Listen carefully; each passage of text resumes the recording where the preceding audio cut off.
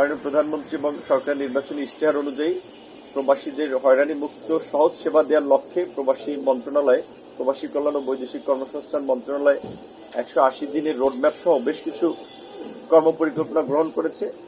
তার মধ্যে অভিবাসন ব্যয় কমানো, দেশে এবং দেশের বাইরে প্রবাসীদের সেবা নিশ্চিত করার জন্য জনবল যেখানে ঘাটতি সেখানে জনবল বাড়ানো এবং বিশেষ করে সহজে যেন তারা ওয়ান স্টপ সলিউশন পায় সেই বিষয়ে জেলা প্রশাসকদের কাছ থেকেও বিগত দিনে প্রস্তাব এসেছে এবং আমরাও সরকার পক্ষ থেকে স্বরাষ্ট্র মন্ত্রণালয় এবং আমাদের মন্ত্রণালয় যৌথভাবে সে বিষয়ে কাজ করছে এবং আমাদের একটা বিশেষ করে নিয়মিত যে দু একটি ঘটনা আমরা অভিযোগগুলো পেয়ে থাকি, যে বিশেষ করে আমাদের অনেক প্রবাসীরা সঠিকভাবে জেনে বিদেশ না যাওয়ার ফলে তারা দালাল এবং প্রতারকদের মাধ্যমে আসলে নানানভাবে ক্ষতির সম্মুখীন হয়।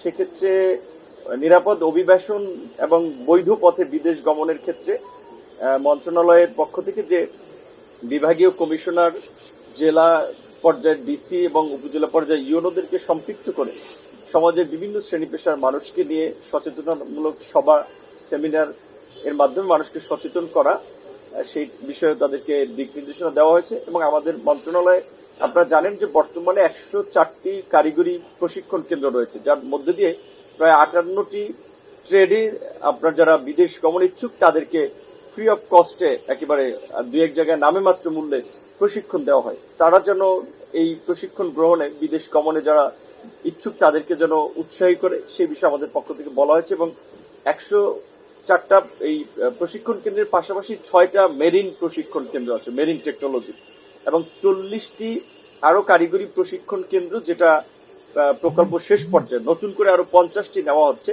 এবং আপনারা জানেন যে সরকারের আরো বেশ কয়েকটি মন্ত্রণালয়, প্রায় 23টি মন্ত্রণালয় বিভিন্ন ধরনের ট্রেনিং গুলো করাই থাকে।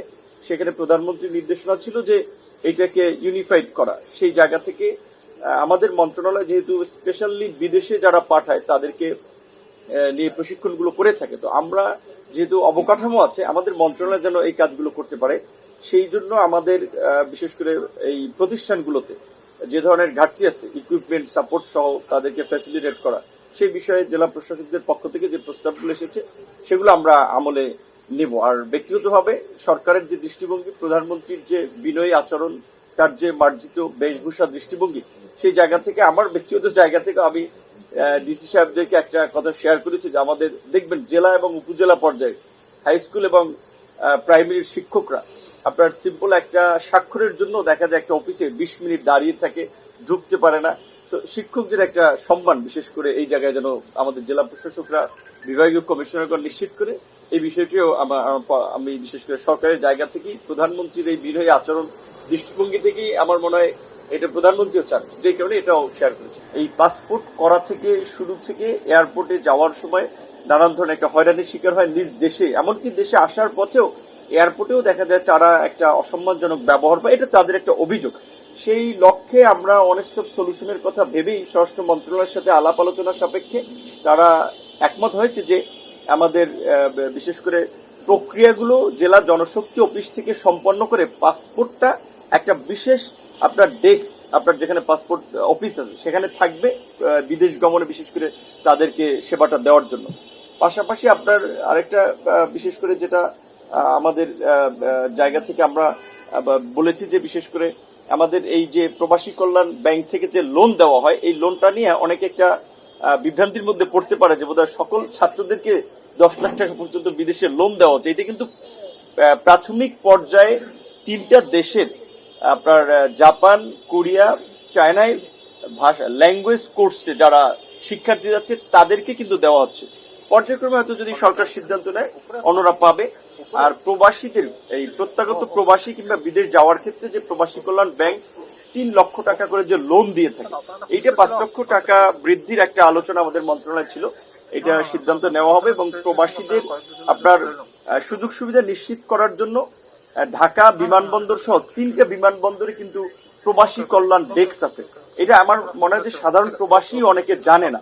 এই ডেস্ক গুলো শুধুমাত্র আপনার এই প্রবাসীদের সেবা দেওয়ার জন্য ডেডিকেটেড করা হয়েছে। পথ ব্যবহার করে যারা যাচ্ছে এবং অনেক ক্ষেত্রে এই যে মৃত্যু ফাঁদে তারা পড়ছে, এইটা তো আমরা আসলে কেউই প্রত্যাশা করি না। আমাদের জায়গা থেকে আমরা কি করতে পারি, আমরা সচেতনতা বৃদ্ধি করা, বিশেষ করে আপনারা জানেন কিনা আমি জানি না, ইতালি সরকার ইউরোপিয়ান ইউনিয়নের থ্রুতে একটা ফান্ড করে একটা প্রজেক্ট রান করতেছে, স্পেশালি শরীয়তপুর মাদারীপুর এই অঞ্চলকে গুরুত্ব দিয়ে, যে এই অঞ্চলের মানুষ যেহেতু বেশি ওইদিকে যাচ্ছে।